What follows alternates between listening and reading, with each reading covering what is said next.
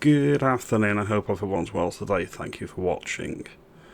I wanted to talk a little bit about our trade unions and the Labour Party and the Manchester thugs that attacked those police officers, and one of them's been convicted for it. And I want to try to let you know that the trade unions are not your friend, and the Labour Party definitely isn't your friend if you are working class. Now, there was the incident a few weeks ago where we had the two savages, I will use the word savages. One allegedly assaulted the police officers and the other one has been convicted. Mohammed Amaz has been remanded into custody after multiple guilty verdicts, and Mohammed Ahmad Wright has been released on bail while both await a retrial for assaulting police officers, occasioning actual bodily harm. So that's what we're talking about today. The trade unions have actually got a teacher sacked, and this is a teacher up in Preston. So I'm going to read this out now. News has broken that a dedicated teacher, Simon Pearson, was fired by Preston College after an internal investigation triggered a formal complaint from a Muslim representative of the National Education Union, the NEU. The complaint alleged that Simon's posts were Islamophobic and racially discriminatory. Sackable offence. The social media comments saying Lucy Connolly was obviously wrong and shouldn't have been jailed, and defending the conduct of the injured police officers when they were attacked in Manchester Airport, and condemning Islamist terrorist attacks. So who do the trade unions actually represent? The DEI-driven human resources departments, or the employers, or the workers, to freedom of speech and conscience? They certainly weren't defending Simon Pearson. So there you have it. This was by a trade union. They got a good teacher fired because of some comments that he made online. Now, apparently, he called the people, or the person that was convicted, and the alleged perpetrator, his brother, savages, and thought that Lucy Connolly shouldn't be in prison. And we had a representative from the union get him fired. This is the Islamophobia. This is the definition that both the trade unions, which are leftists, let's be honest, and the Labour Party already use internally, which is why you wouldn't be able to say these comments in the Labour Party, you'd be ejected. Many of the people on this channel and in the general public would support this teacher and would say the teacher said nothing wrong. Isn't it curious that the Labour Party and the trade unions were originally set up to give the working man and woman of Britain a voice? Collective bargaining for better conditions for manual labourers all over the United Kingdom. That was the original idea, that was the original concept.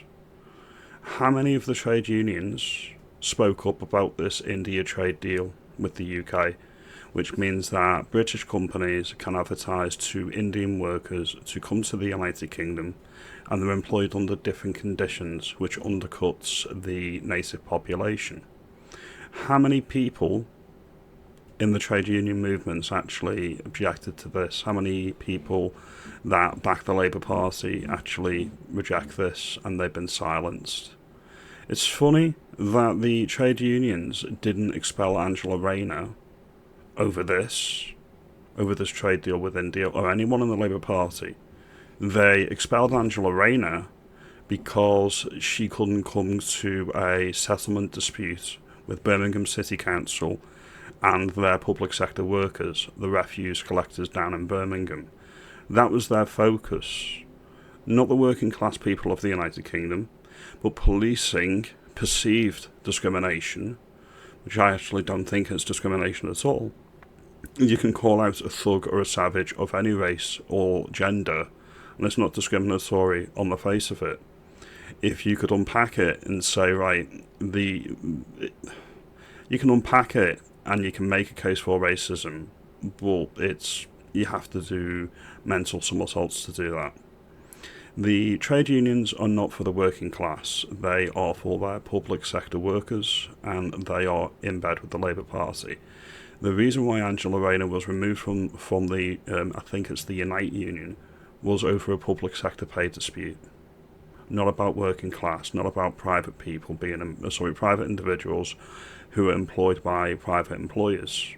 Always remember that. Now, this is the creep that you're going to see. If this is what the trade unions can achieve with their definition of Islamophobia, and it's only the internal definition that the working group in Parliament is working on to try and bring it into law. If this is what they can do and it's not on the statute books, yeah, they can get good teachers of good character sacked over spitting facts that everyone or most right-thinking people in the country agree with, then what are they going to do if this ever gets into law? Well, how far will it go? It's like the Online Safety Act. Do you think it's about protecting kids? Definitely not. Always remember, I quit my trade union last year when I realised they were funding Stand Up to Racism, Hope Not Hate, Care for Calais, and those types of leftist organisations. They see me and you as the problem.